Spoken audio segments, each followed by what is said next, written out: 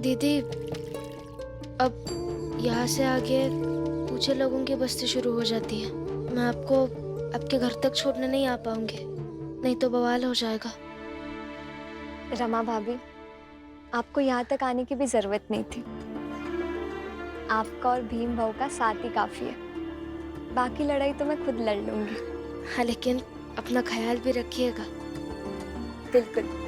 और आप भी निश्चिंत रहिए, ये श्यामला अपनी ये लड़ाई जीत कर अपने भीम भाऊ को समर्पित करेगी। चलते हैं।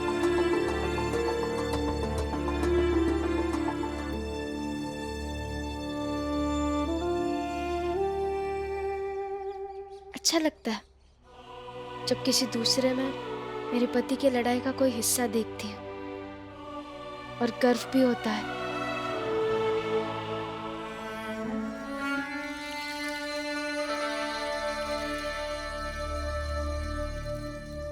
अब तो इस बात के गुण गाए जाएंगे कि भीम और रमा दोनों रात भर ठंड में थे। मुझे तो ये समझ नहीं आता कि ये दोनों शांति से क्यों नहीं जीते हैं।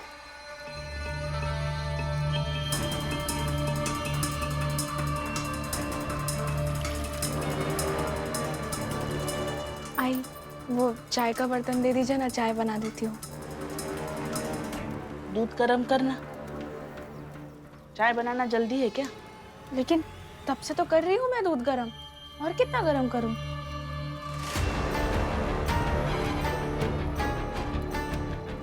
दूध और गरम करती रहे, और इसका उबाल घर के बाकी लोगों पर आने दे।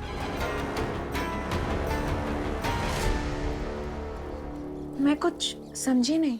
यही रुक, बाला को बुला कर लाती हूँ। फिर होगा तमाशा, यही होगा, और भयंकर तमाशा होगा। रुक।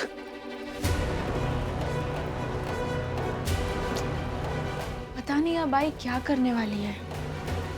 भारत रत्न डॉक्टर भीमराव अंबेडकर को कोटि कोटि नमन। ये कार्यक्रम डॉक्टर भीमराव अंबेडकर के जीवन पर आधारित है, जहां भारत की जनता के प्रति उनके योगदानों को पूरी सजगता से चित्रित और रेखांकित करने का प्रयास है। कार्यक्रम में दिखाई गई घटनाएं लब्ध पुस्तकों से ली गई हैं। इस कार्यक्रम के जरिए चैनल की ओर से एक विश्वसनीय, सजग और सकारात्मक प्रयास है कि डॉक्टर बाबा साहेब भीमराव अंबेडकर के जीवन की संघर्ष यात्रा एवं गौरव गाथा पूरे आदर के साथ घर घर पहुंचे और उनके योगदानों से सभी संपूर्णता में परिचित और आह्लादित हों। अरे सौदा है कि बहन हर रात आराम से रहे, इसके लिए एक रात पीड़ा उठाओ।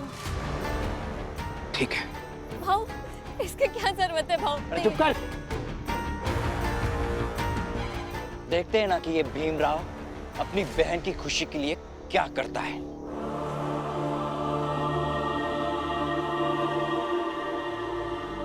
चल।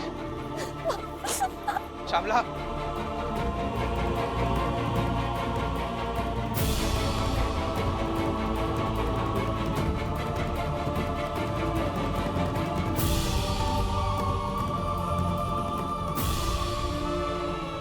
आई, पता नहीं शिशुपाल जी ने भीम भैया को क्यों बुलाया होगा। अब लौट कर आए तब पता चले। श्यामला का शिशुपाल के पास होना भीम की कमजोरी बन रही है, जो नहीं होना चाहिए था।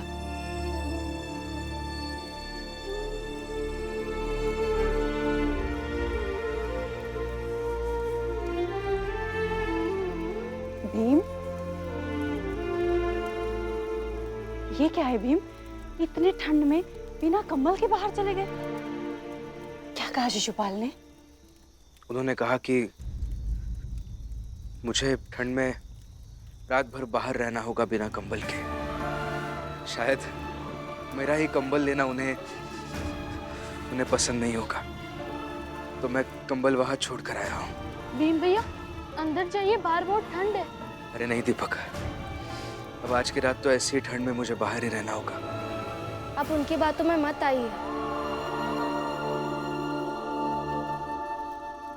वो तो ये सब जानबूझकर कर रहे हैं ताकि रात भर में आपकी तबीयत खराब हो सके। और फिर उस शर्त का क्या मतलब है, जब वो शर्त लगाकर अपने घर चला गया और फिर देखने भी नहीं आया? कि तुम घर के अंदर हो या घर के बाहर हो। दो बातें हैं बाबा। एक तो मैं शिशुपाल को कुछ दिखाना नहीं चाहता हूं,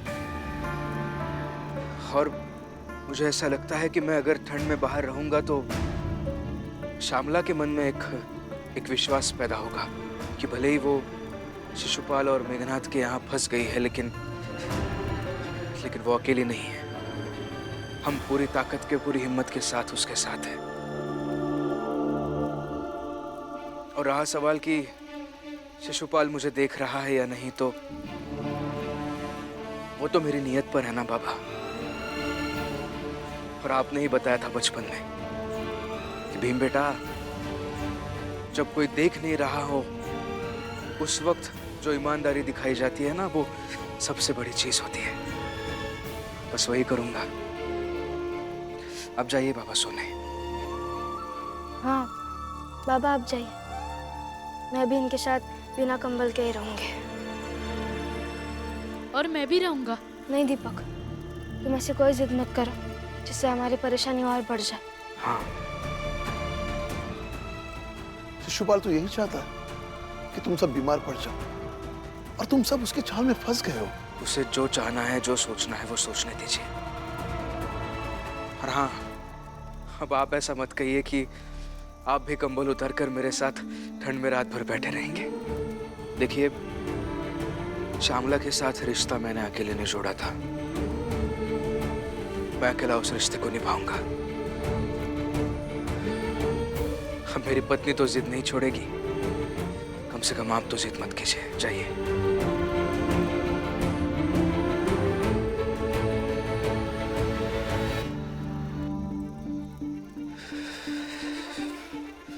शोभा का कि आप भी जाइए, ऊपर बहुत ठंड है।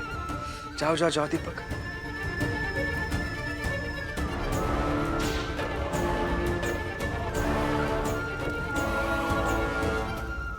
रमा, कंबल ओढ़ लो और अंदर जाओ। तुम्हें क्या जरूरत है ठंड में मेरे साथ रुकने की? आप इस पर सोचिए मत कि हमारे पास कंबल है। हमारे जात के ऐसे कितने लोग होंगे जिनके पास कंबल ही नहीं है। सोचिए वो कैसे रहते होंगे। वो सब पता है मुझे, लेकिन मेरा पति धर्म मुझे इजाजत नहीं देता कि मैं मेरी पत्नी को ऐसे रात में इस ठंड में रख लूं। लेकिन क्या दिक्कत है, साथ में रहता है ना। और एक साथ एक परिस्थिति में रहने से बड़ा कोई धर्म नहीं होता है। अरे ऐसे ही सुबह हो जाएगी, पता भी नहीं चलेगा। नहीं मानोगी तुम।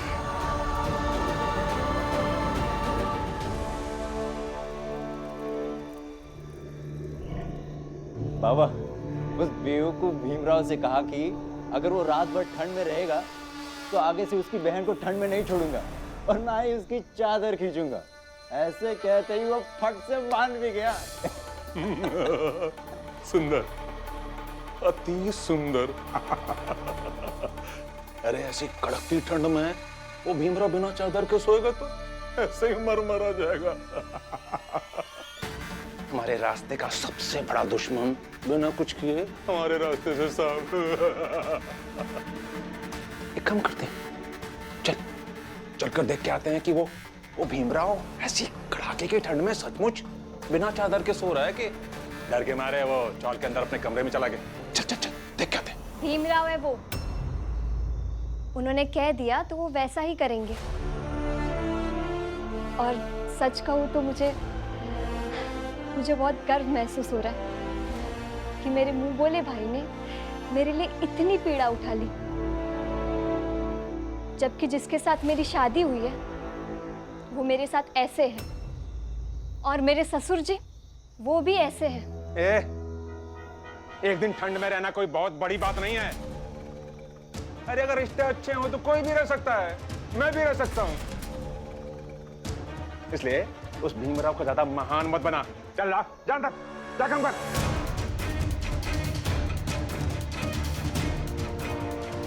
महान है भीमराव।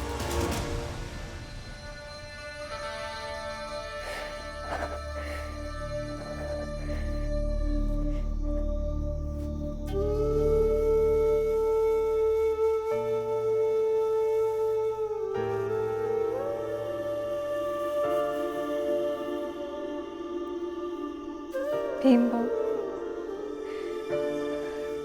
मुझे क्षमा कर दीजिए। मेरे कारण आपको तकलीफ झेलनी पड़ रही है। क्षमा कर दीजिए।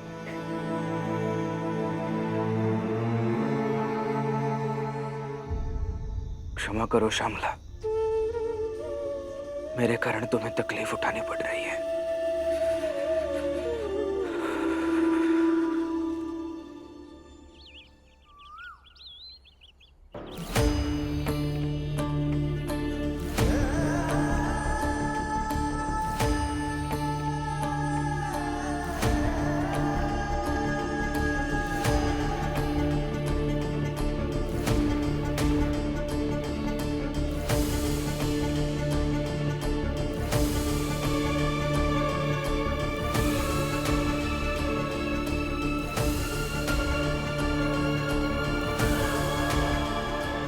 चलो, भीमराव इतना तो ईमानदार रहा कि उसने जो कहा वो किया। अब करने की बारी आपकी है।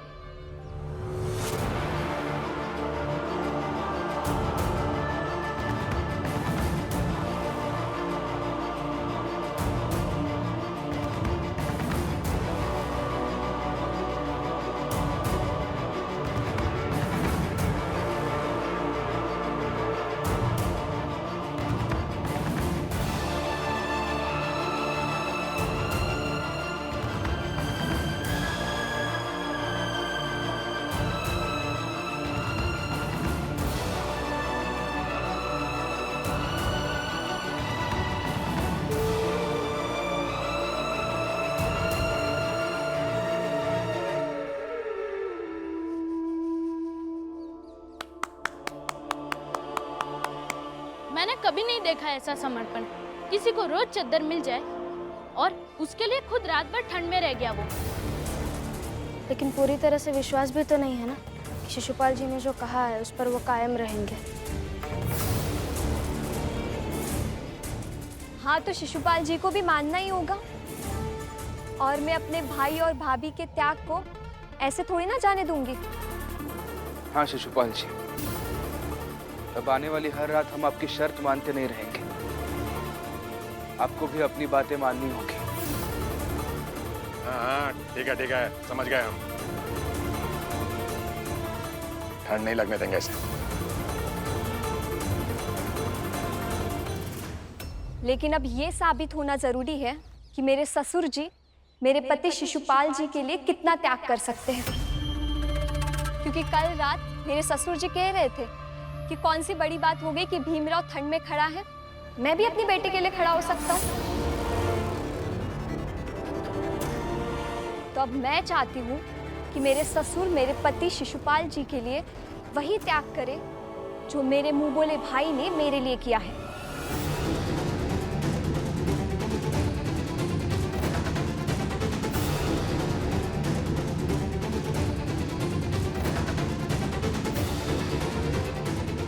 ये क्या पागलपन है? मैं क्यों करूंगा ऐसा? हाँ, क्यों करेंगे मेरे बाबा? क्यों नहीं करेंगे? तभी तो साबित होगा कि ये आपसे बहुत प्रेम करते हैं। अरे ओ, कुछ साबित नहीं करना मुझे। साबित करूं मैं? चलो रे, हटो।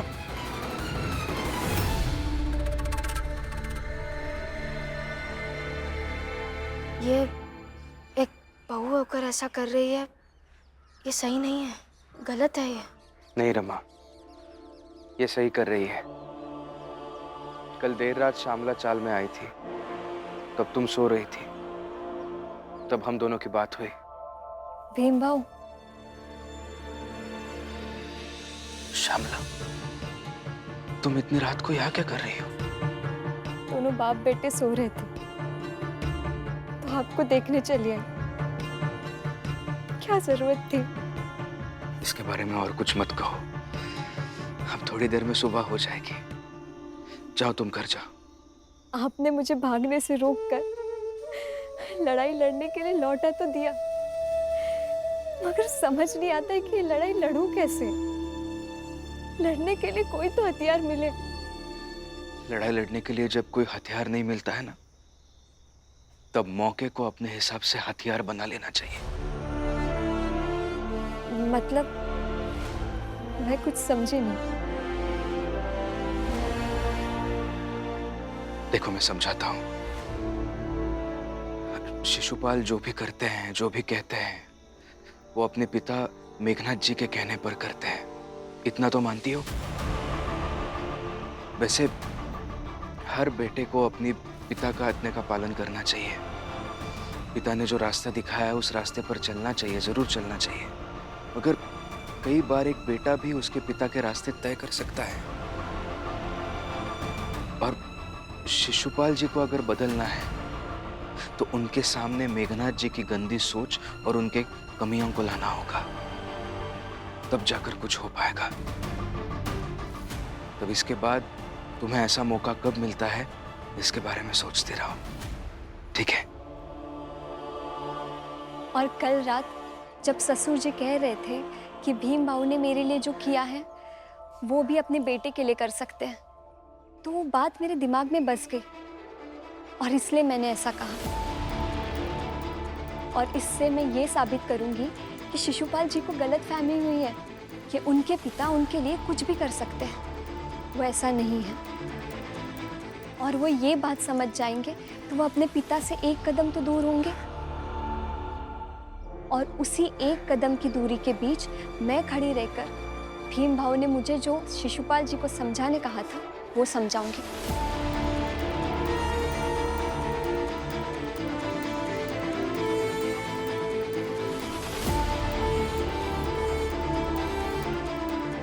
भीम भाऊ, कल की रात के लिए मैं आपकी ऋणी हूँ।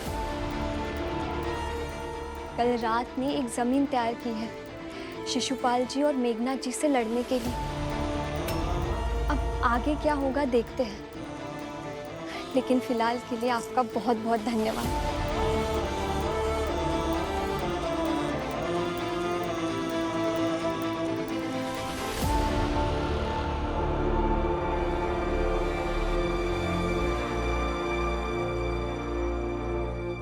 क्या हुआ भीमबाऊ, ऐसे क्यों देख रहे हो आप? देख रहा हूं कि जो लड़की पढ़ाई ना कर पाने की वजह से अपनी जान देने जा रही थी, खुद को खत्म करने जा रही थी, वो लड़की आज पढ़ी लिखी भी है, जिंदा भी है और अपनी जिंदगी को अच्छे से समेटने की कोशिश भी कर रही है।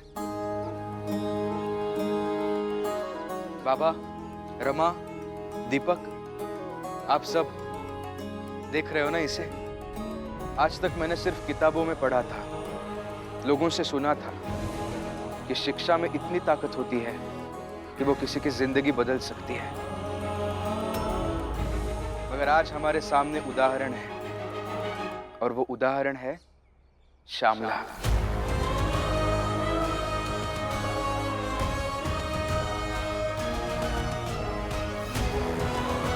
और जब किसी व्यक्ति को किसी चीज के लिए उदाहरण मिल जाता है ना, तब उसकी मान्यता और ज्यादा मजबूत हो जाती है। इसलिए आज मैं पूरी जिम्मेदारी और विश्वास के साथ ये कह रहा हूं कि शिक्षा एकमात्र ऐसा जादू है जो किसी की भी जिंदगी बदल सकता है, व्यक्ति को और प्रभावी बना सकता है, व्यक्ति के जीवन को एक नया आकार दे सकता है, नए मायने दे सकता है।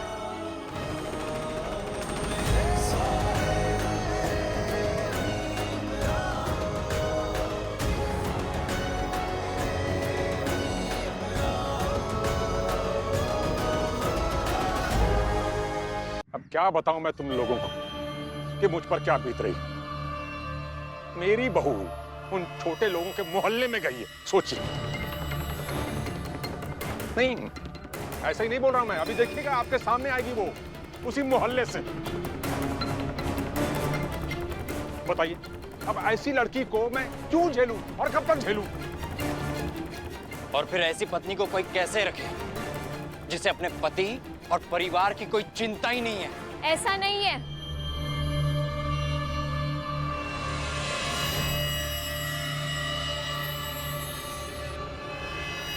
बिल्कुल चिंता है। चुप कर। अरे अगर हमारी चिंता होती ना तो उन छोटे लोगों के मोहल्ले में कभी नहीं जाती। वहां गई इस बात को छोड़िए, लेकिन वापस आते समय देखिए मैं किसे अपने साथ लाई हूं। आ जाइए।